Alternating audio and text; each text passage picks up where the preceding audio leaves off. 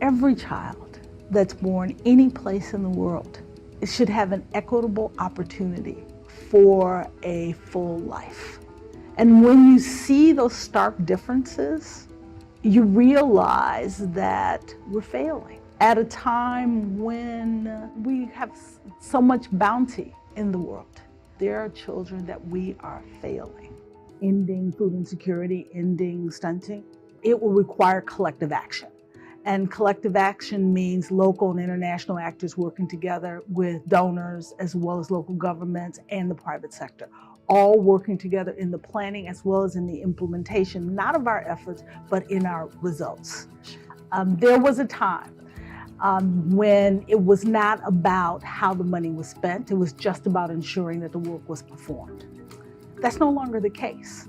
And every aid organization, as we go into the future, recognizes that donors not only want to see the work performed, the results delivered, but they want to see it performed efficiently and effectively. It's very much about creating food systems that will support the access to nutritious foods for the people in those communities. So it's not just about how much food aid can we move from one part of the world to another. It's about giving people the ability to feed themselves, feed their own families, making that food affordable as well as available. Please join our next seminar in the Catalyst of Change series.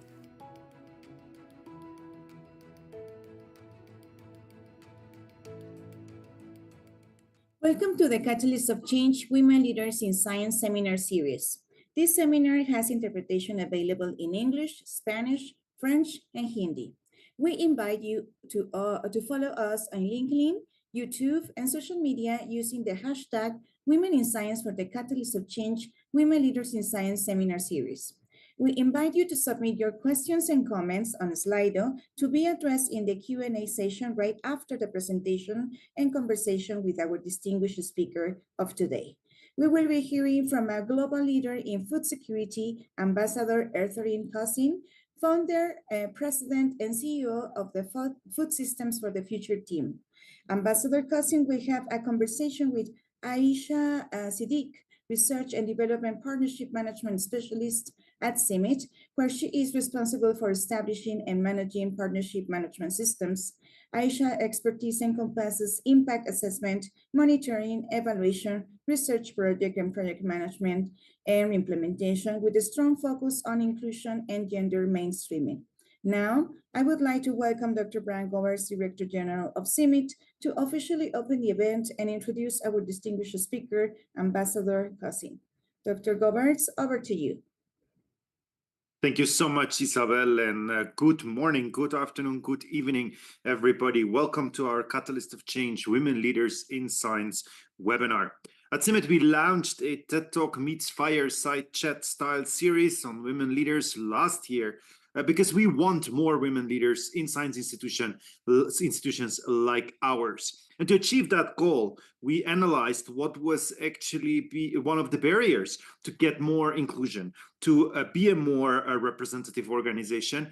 And one of the things that came clearly forward is that you can't be what you can see.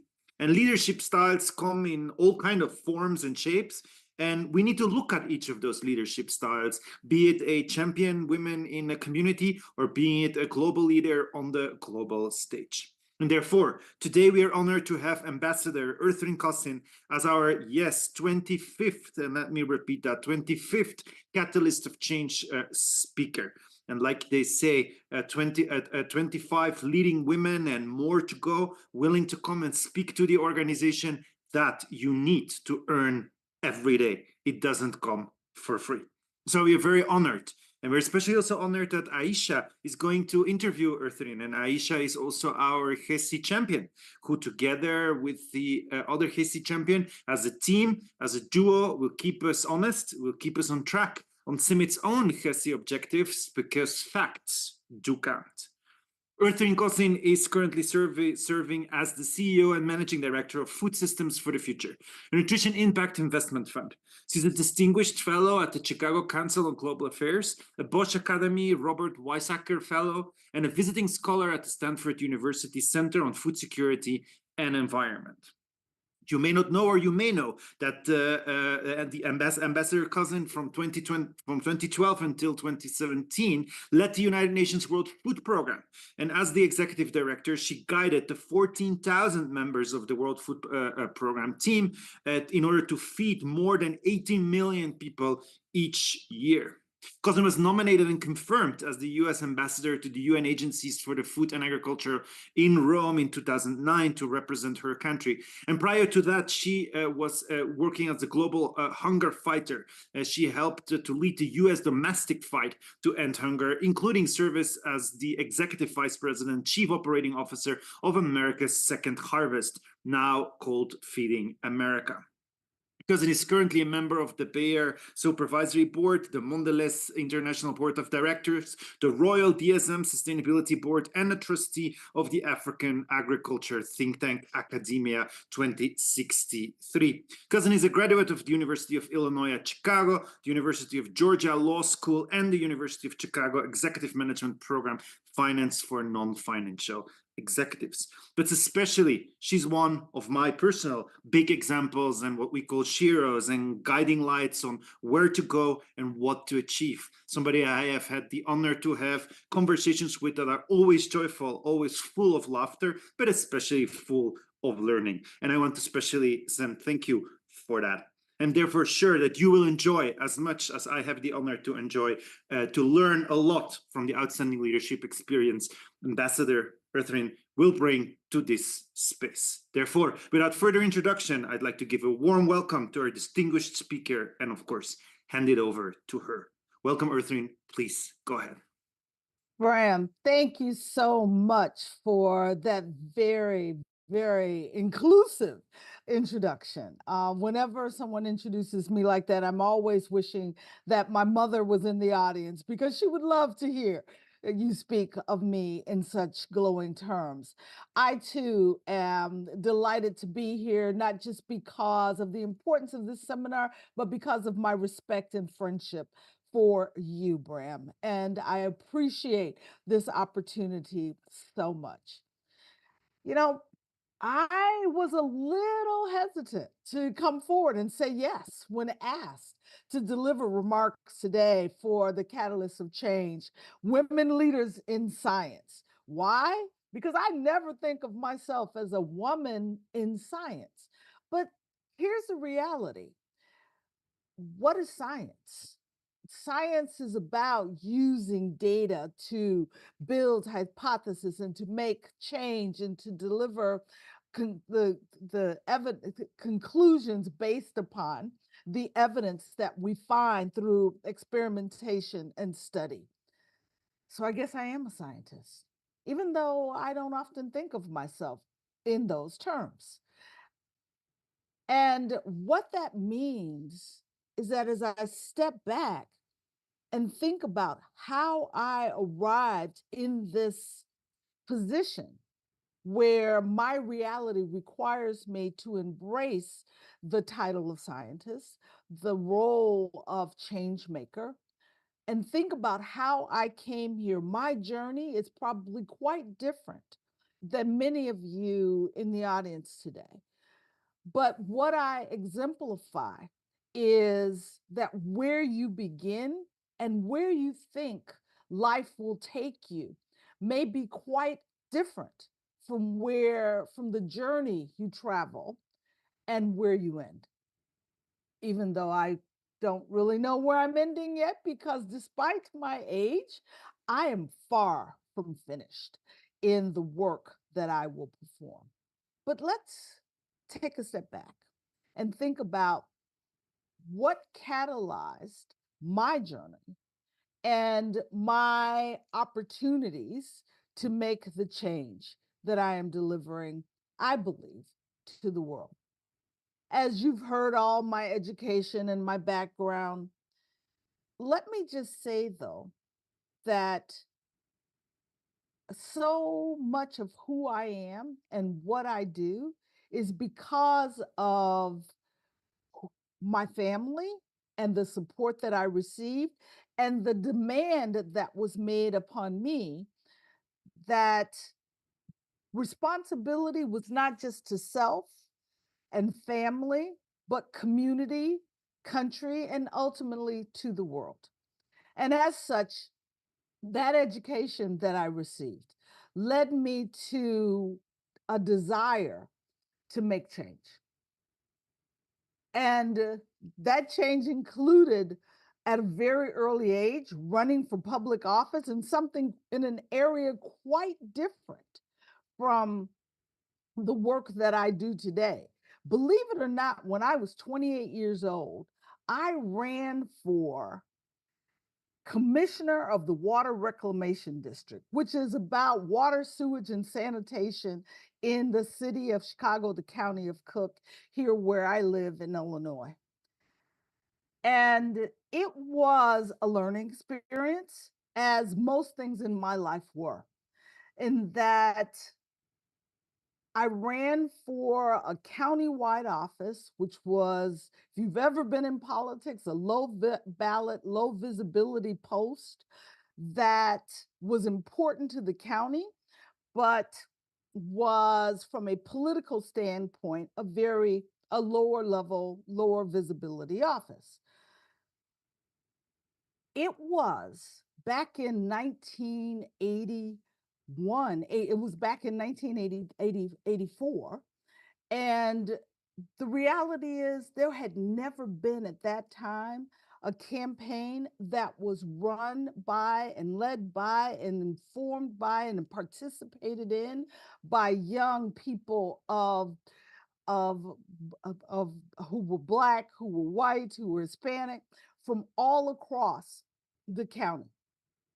And that is important to my story because it was a recognition that to move forward, we needed to work not just with those who look like us, but a variety of different people to bring them all together around a shared mission forward. And our shared mission forward was that we could make opportunity available for women and people of color across Cook County. I lost, moving on. And it's pretty good that did lose, because if I'd won, I would have been a water reclamation district commissioner instead of having had the opportunity to move forward, to become an assistant attorney general, to run the consumer office for the Attorney General of Illinois across the entire, again, county of Cook, but all across Northern Illinois. And building, again, those partnerships, those relationships. There's a theme here: partnerships and relationships that helped me move forward. And that role gave me the opportunity to become the first woman and person of color to actually help run a statewide campaign in Illinois. I was the deputy campaign manager for then the Attorney General, who was running for governor. Important in this story because now I'm working across the entire state of Illinois, building, again, partnerships and relationships across the state of Illinois about moving and changing both the position of women, but also people of color, to demonstrate back in the 1980s that we could and should be in leadership roles. We lost that election too, but it didn't stop me. It gave me an opportunity to become the director of government and affairs for AT&T, which at the time, when I was in that role, there were no women of color representing corporates at the director level and in a government affairs role any place in my state in Illinois. Again, first to receive such an opportunity, built a reputation with the office of our governor, down in our capital in Illinois, as someone who could bring together groups of people around an issue to pass bills, to make change, to the point where the speaker then appointed me to the redistricting commission in Illinois. That led me to actually be taking a position contrary to the the NAACP, the National Association for Colored People, that said that you could not build districts that were majority minority districts that did not have a majority minority voting population. Very technical issue, but it put me on the national stage.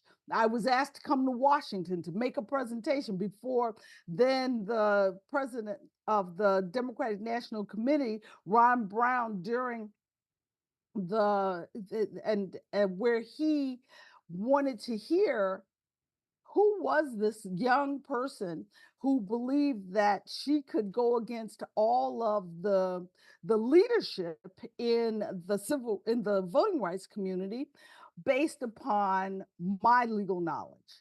It was the first time that I had such an opportunity to demonstrate my capacity and my abilities. And it was my youth that made them doubt me, but it was my knowledge that made them accept my positions. As I said, we lost that one too. The redistricting vote was lost, but it had again positioned me as a person that people wanted on their team. So the message here is that your career may not move forward in the direction and in the ways that you think it will or should, but as your ability to continue to build those relationships, demonstrate your capacity, demonstrate your commitment for hard work, your abilities to work together with others will keep you moving forward. Bill Clinton then ran for president. I became the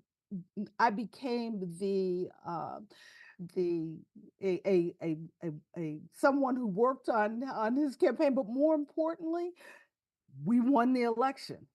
And when we won, I was invited to come to Washington to first serve as research director at the Democratic National Party, then very quickly promoted to the vice president at the Democratic National Committee, deputy chief of staff at the Democratic National Committee. But I wanted to move into the administration, and the opportunity was given to me to go to the State Department, to become the White House liaison at the State Department. What an opportunity. Now we are in the Bill Clinton's very first term as president.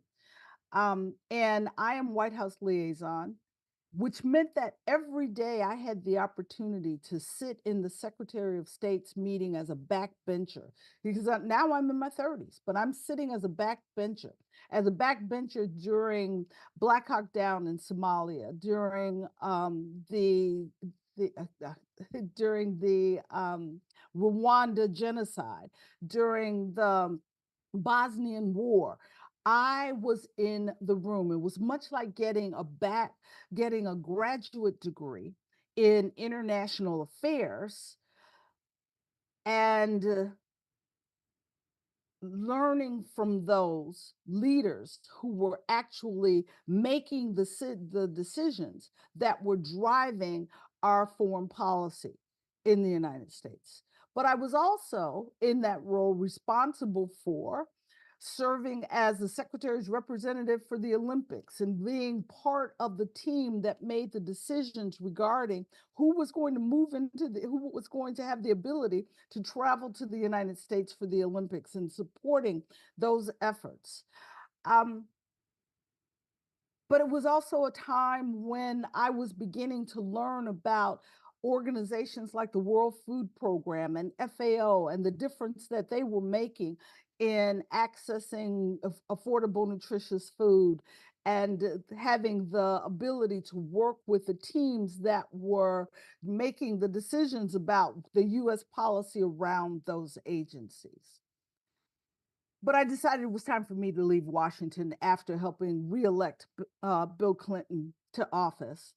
I came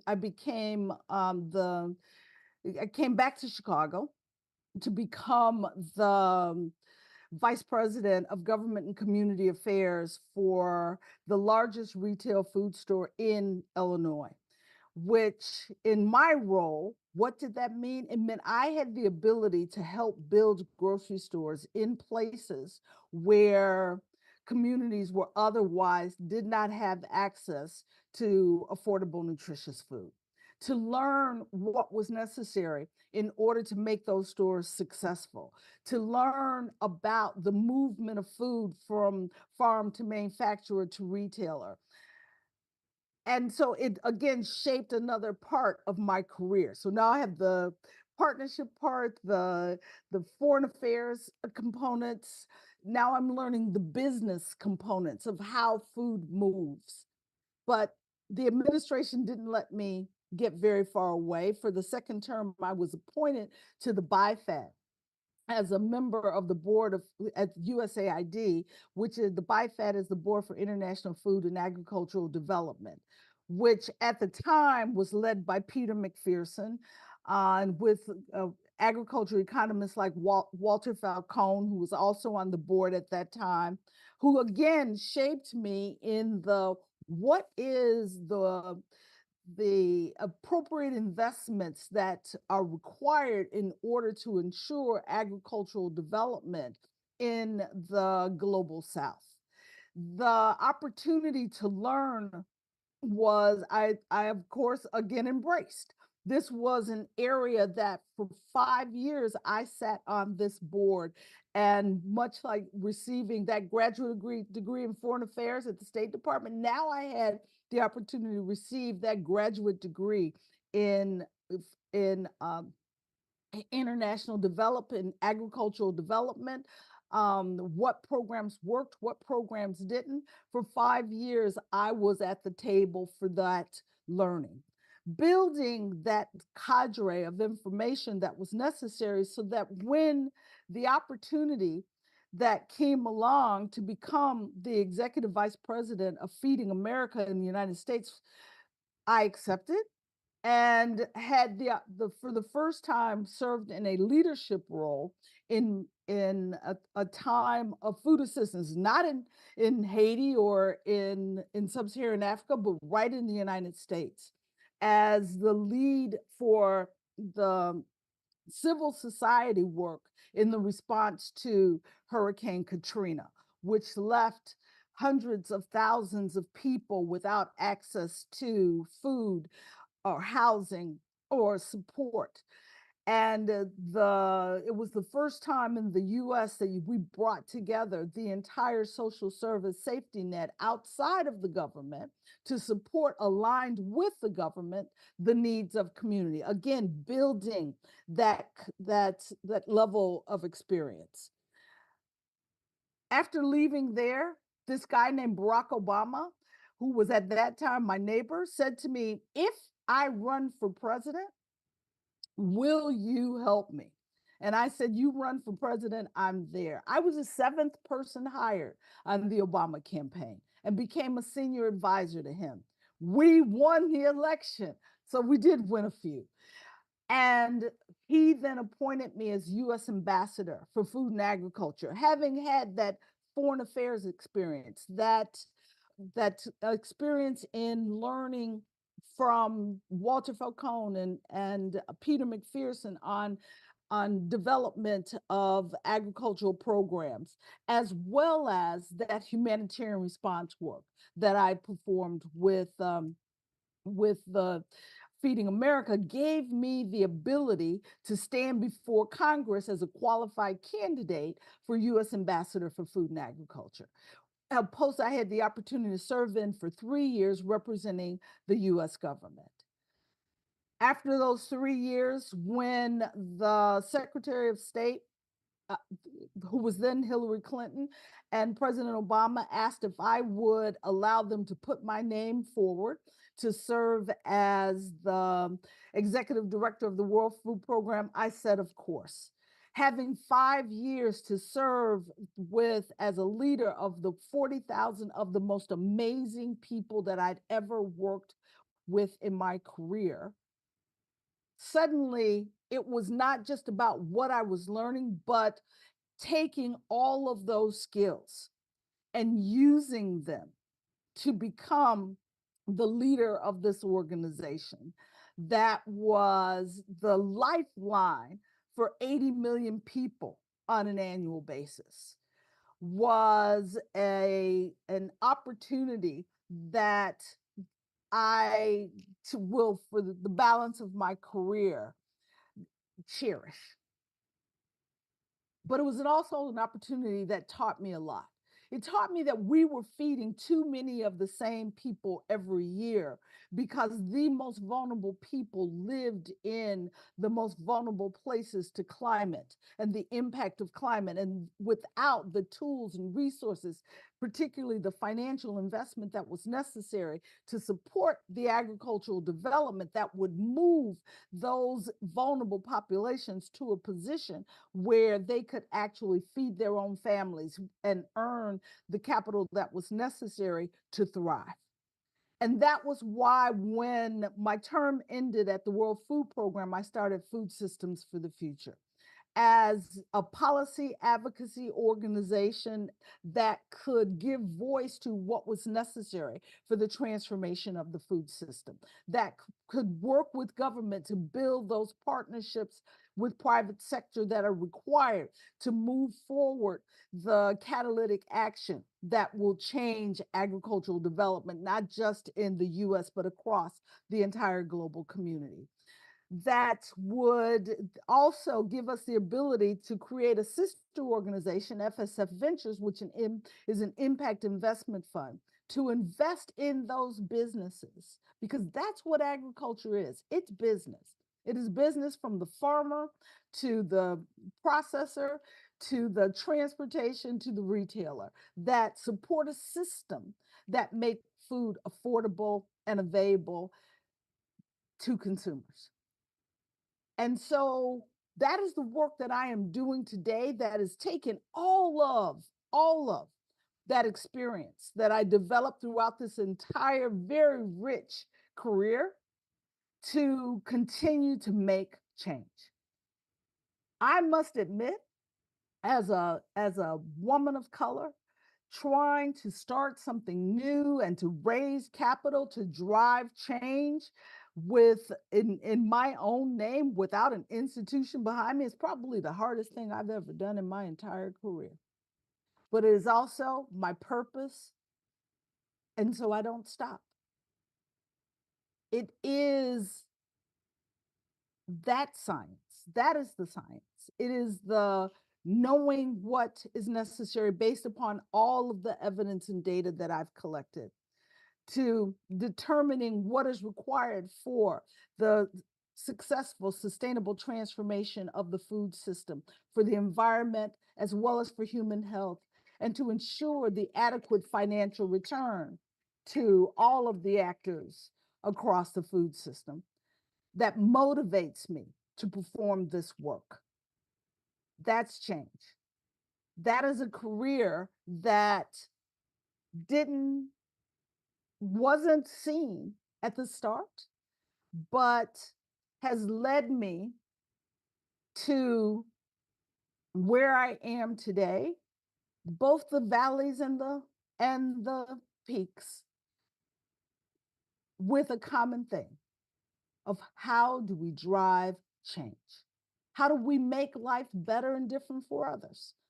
And not allowing the failures, when falling down, to stop me, but to recognize that the getting up will continue to move me forward and continue to give me the capacity to work with others to deliver change.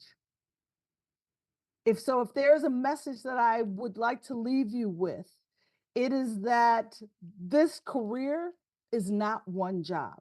It is not one title. It is not one success, and definitely not one failure.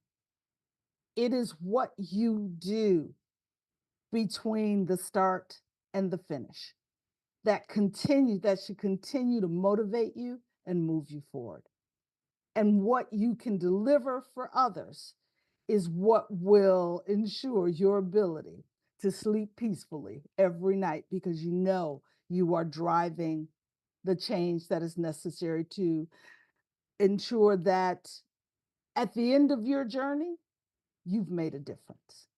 Thank you.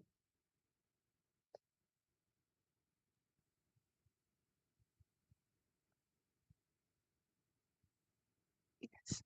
Thank you very much, Ambassador Ertharin Cousin. And hello, everyone. My name is Aisha Sadiq, and I'm working at Summit as Research and Development Partners Management Specialist. Alongside, I am also serving as one of the JC champions, supporting the Director General's office to basically get the things done. Ertharin, first, I would like to ask you that how would you like to be called, please? I think that is important. As Aisha, I call you Aisha. You call me Ertharin. I had the privilege of serving as U.S. ambassador, and too often as women, our titles are not recognized. And when you are served, once you serve as an ambassador, like serving as a general, you carry that title for life. And so women should use those titles that where we have the ability to position ourselves for placement in leadership conversations and leadership roles. But when talking to friends, which I know you are, Aisha, let's just say Ertharin will do. Thank you very much. So, Ertharin, it is an honor for us to have you here sharing your experiences, which are inspirational for many like me. And I'm glad to be here to interview you to seek more knowledge on mainly resilience, because as you have mentioned in your talk as well, which is very, very inspirational, that um, how resiliently you have progressed throughout these years with much more work towards the society. It is definitely an inspiration. I have few questions for you to basically get some more details from an insight from you about your experiences. My mentioned and significantly highlight the importance of relationships and partnerships for moving forward. I would like to ask you that what advice you would like to give to the young women who aspire to be advocates of change, gender equality in food security and agriculture, particularly, to develop and strengthen those partnerships and relationships. Well, thank you very much for that question, Aisha, because I think it's so often that, particularly as a young person, it's working to fit in, to find your place at the table. It's one of the things that I find that very few men have a challenge doing is pulling up a chair to the table and sitting down. Women wait too often to be asked, as opposed to using their experience, their titles, their knowledge to raise their hand and move in to opportunities to make change. And I can tell you, it doesn't always feel comfortable, but the outcomes that you want to achieve, you can't achieve unless you get over that discomfort feeling and take bold steps. But always, always ensure you're prepared. If you are going to move forward, if you're going to raise your hand, if you're going to volunteer, if you're going to make presentations in places where you have not, and particularly places and spaces where you have not had the opportunities in the past, always be prepared. Thank you. Thank you, Ertharin. The next thing that as we are talking about the advocates of change and women empowerment, we all have seen, and I mean no one else I think can talk about it more than you, that we have seen that there is definitely an improvement and the world is evolving towards these terms for women and the equality, etc. How do you see how far we have reached, and how far we need to go for in the context of food security, agriculture, and sustainable development, involving women, empowering them, particularly on the global landscape. Sure. When I began this work, when I was working with the BIFAD and back in the late 90s, I was often the only woman in the room. Very often, the only woman in the room. And definitely, if I wasn't the only woman in the room, I was the only woman at the table. Mhm. That's changing. There are more women in the room. And that is a sign of the women's empowerment that we often talk about. But the reality is, it hasn't changed enough. If you think about agriculture in particular, this is an area where the gender parity, we're nowhere near gender parity for women, particularly in leadership roles in the agriculture field. And as such, women who have the opportunity have a responsibility to hold the door open to ensure that there are other women who come up behind them. I often say to remind us that of Madeline Albright's words that there's a special place in hell for women who don't help other women. This does not mean that you don't help men, but the one is not, they're not mutually exclusive. And we should not, when I started, there were times when women would say, well, you know, if I help you, that will not be to my advantage. I need to be seen as a leader. Um, and so I need to fit in with everyone else. If you can't see that you are different and that your lived experiences, everyone else in the room sees them, and you're never going to be like the boys, take pride in who you are and what you bring, and then use that self assurance to ensure that there's a space for others. Sure, be the ones to pull each other up, not to pull each other down. Mm-hmm. Thank you. And also, you have talked about agriculture as a business. You know, it is a business from farmer to the end product, which is for the manufacturers and then also the consumer. In that particular value chain, which particular area you have seen in your with your experience, where you have seen the biggest challenge you faced um, in terms of inclusion, and you think that this is the part where there is more there is more barriers to involve women. Sure, sure. If you can share some of the experiences or examples with us, please. Yeah, I will tell you, the area that I've seen the most exclusion is in finance. And when we talk about the value chain, finance is a part of it at every level, whether you're talking the farmer or retailer. Without capital, you are not going to have the capacity to continue to scale and grow. And that is where women receive, women, even here in the United States, as business owners, whether at the farm level or in the production of products, receive less than 2% of all of the capital that is invested on an annual basis.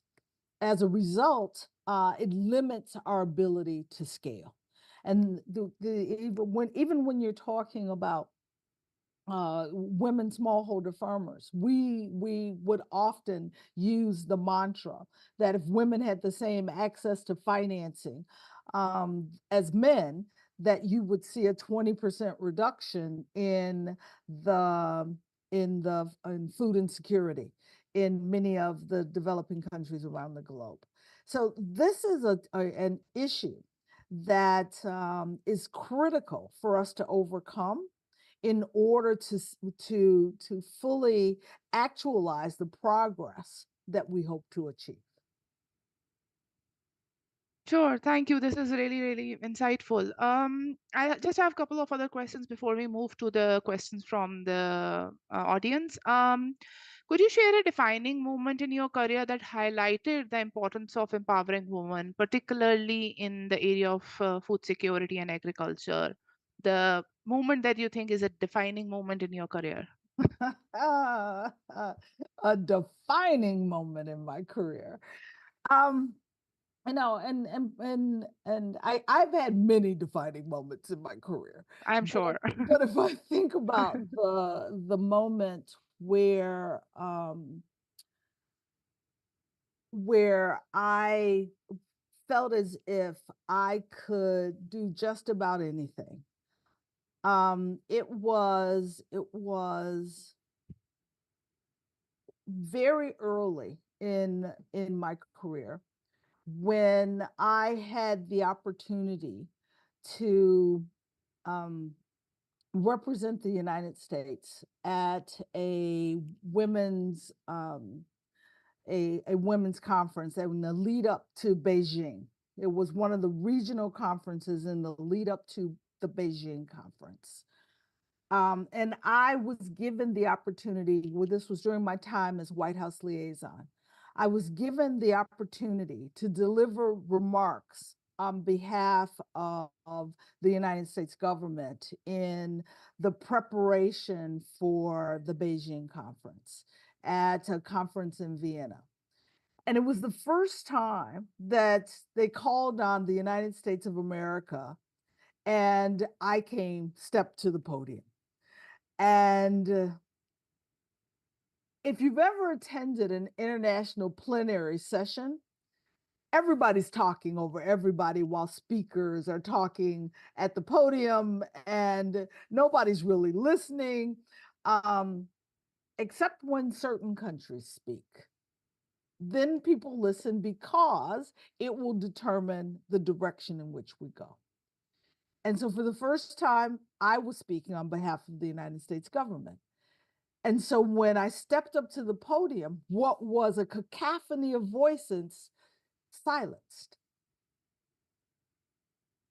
And the world, because it was the world, was listening to what I had to say. And it was such a powerful moment for me to realize that I could speak on behalf of a nation and the world would listen. Yeah. That's a moment when you suddenly believe that everything that you've worked for in the past has value, and everything you think you can do in the future is possible. Thank you so much. This is really, really inspiring. And yes, I mean, this definitely would have been a defining moment. I mean, Imagine, by I just wasn't even imagining it 40 years old exactly. yet. I was in my mid-30s. Yeah, that definitely is. It's really an inspirational thing. Just the last two things. What message would you like to give to the next generation of women leaders who want to be catalysts of change for change in their communities? Go do it. Go do it. No one's going to, few people, I mean, I won't say no one, few people are ever in a position where someone says, hey, why don't you come and join this leadership group? Why don't you come and join this conversation? Particularly if you're an unknown. It is not until you step up that people will see you. And if you don't ever step up, the possibility of you being seen is limited. As I heard a young man say recently, closed mouths don't get fed. Women who don't step up won't become leaders. So step up. Start where Thank, you are and keep moving forward. for sure. Thank you. Last question from my side. What is your message for CIMIT? What is your advice? What advice would you give to CIMIT to help grow and support its women leaders?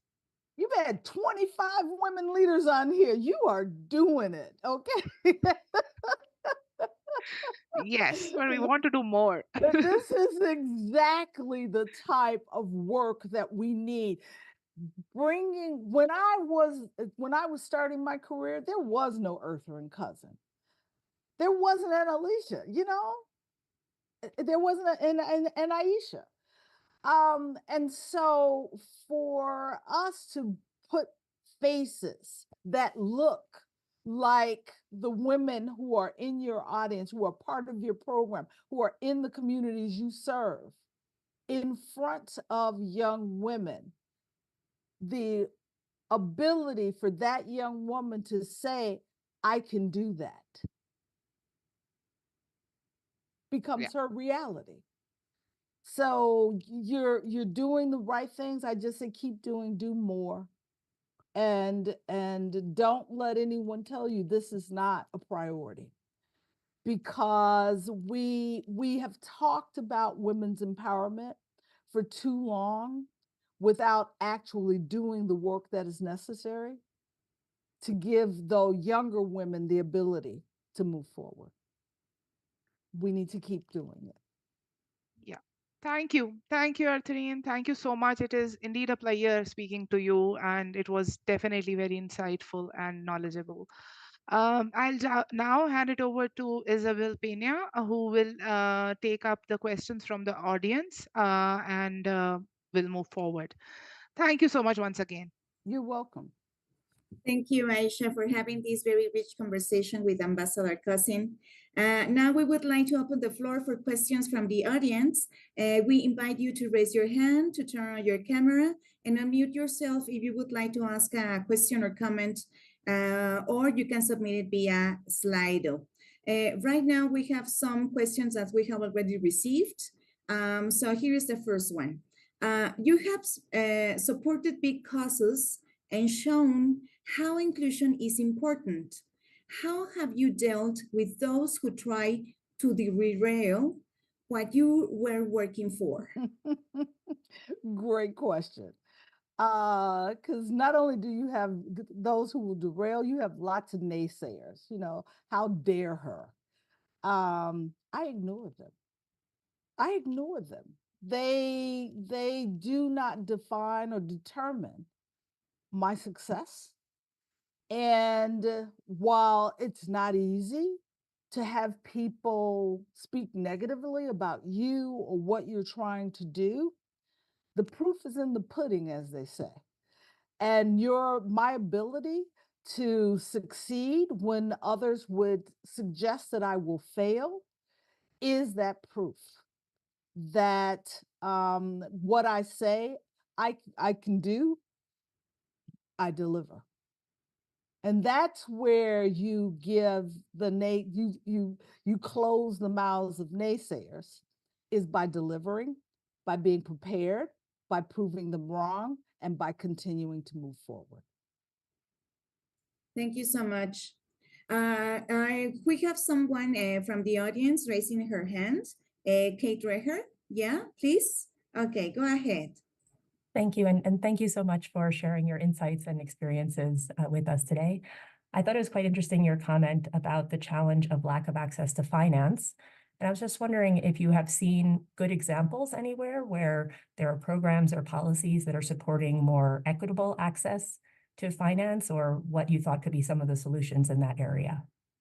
Yes, thank you very much for that question. There are all kinds of new programs coming online that provide catalytic capital, that provide startup capital, that provide more resources to women farmers or women entrepreneurs.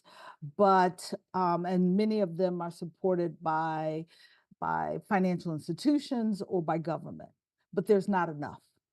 And what we need to do is scale up those programs. We need to demonstrate where they're succeeding, because the reasoning that is often given for limiting investment is not because it's woman, but because of the questions of risk. Risk because of geography, risk because of an emerging funder or an emerging business or a new entrepreneur. And again, it is the ability to build those narratives that demonstrate success that will help us overcome capital. It's also getting more nonprofit, more foundation and philanthropic capital into the finance space to support the and de-risk the capital stack that will actually move capital from private sector, that because you have philanthropic capital that de-risk that capital stack. But when we talk about farmers, one of the areas that we are working on is how do we change the economics on the farm? Climate capital, less than 2% of climate capital goes to agriculture today. How can we develop the kinds of measuring, monitoring, reporting, and verification systems that allow for us to move the carbon markets to farms, to support sequestration of carbon through regenerative agricultural practices that will ensure farmers' ability to access, particularly smaller farmers' ability to access capital that today is unavailable, that will help us overcome the challenges by those in the climate community of greenwashing. That is an issue that we are working to overcome that could potentially unlock more capital in the agriculture space. And what we need to ensure is that as we unlock capital in this space, that capital is available equitably to women farmers as well as to male farmers.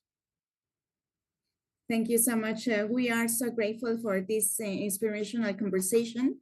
This is a great example of how any person, not just scientists, can make science. And thank you so much for sharing. What gives you hope that the landscape for women and women leaders will continue to move in the right direction? What gives me hope is conversations like this one, that an organization like CIMMYT prioritizes ensuring access to women leaders, to give younger women, the potential leaders and future leaders, the ability and opportunity and vision for leadership. That's changed significantly. And so that makes me hopeful, because we're leaving a lot of work for the next generation. And that work will only occur if everyone with the potential to provide the leadership and support is empowered to do the work. And that includes women leaders. And that's what is exciting today is, as I said, when I started my career over 40 years ago, when I would walk into a room, there were not a room that was a room around agriculture or food. There were no other women. That has changed. And what is exciting is to see the young women who are now sitting in those rooms. Yeah, thank you. This is very exciting. So you had the opportunity to be in many rooms where major decisions were being made. Were these leadership's behaviors that you observed in those times that you took on board yourself? Sure. And there were leadership behaviors that I took that I saw that helped shape me, because I said, I don't ever want to be like that guy. You know, I remember one, and I will not say his name, but I remember one leader who was in a room where I was in the room and at the table and made a comment. And I was a very young, this was when I was a backbencher at the State Department. And then when we walked out of the room, when he would see me on the hall, he would always just walk by me. He would never acknowledge my presence because I wasn't at his level. And so that was a behavior that I knew that as I moved up in my career, that I would always seek to avoid. Ensuring that particularly younger people that I saw, that I knew, that I recognized, that I always said hello to them, that I always said, how's it going? Because to be seen by someone you admire was, to me, important.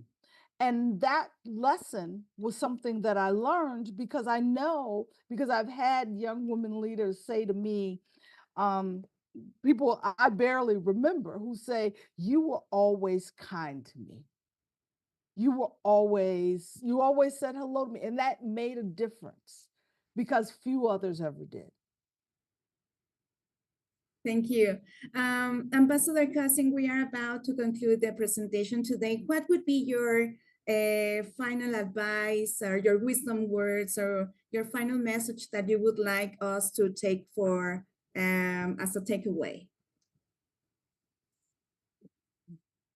As I leave you today, first of all, I want to thank CIMIC for this opportunity, and I want to thank the organizers for including me. But to the women who are listening, I said, leadership is hard, and sometimes it can be lonely. But the opportunity to live your purpose is one that you will never regret. And so I say, the butterflies in your stomach rarely ever go away. No matter how high you think you've risen, but overcoming those butterflies and turning them into the energy that gives you the ability to drive forward, you will never regret seizing it and moving forward. So thank you. And good luck to each and every one of you. Thank you so much. So we would like to thank Ambassador Cousin for sharing with us your remarkable, outstanding professional and personal journey in agricultural development and transformation in the food system, being a catalyst of change, a leader. We are so honored to learn from your amazing and inspiring professional career. So on behalf of Dr. Brian Gobards, Director General of CIMIC, we thank you so much for your valuable time for being here today. And we thank also the audience, and we thank you so much for sharing your personal rich experience and professional growth. So also we thank the audience for joining today, and do not miss the following Catalyst of Change Women Leaders in Science series. Have a nice day. Have a nice evening. Thank you. Thank you.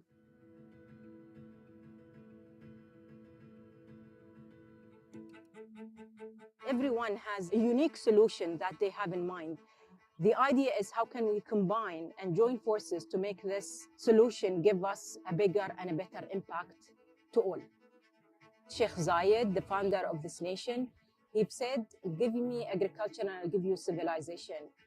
Many countries practice water desalination intensively. And when you do that, you also produce brine or brackish water. So this is really something, again, harmful for the environment. We look at how can you utilize this and change it from a problem to a solution. Fresh water is being used to irrigate cash crops. We grow fish there. These plants are salt-loving plants. They love the salinity. The fish can be used as fertilizer, or people can eat those fish. So now every single water drop is counted, and there is nothing really wasted. Please join our next seminar in the Catalyst of Change series.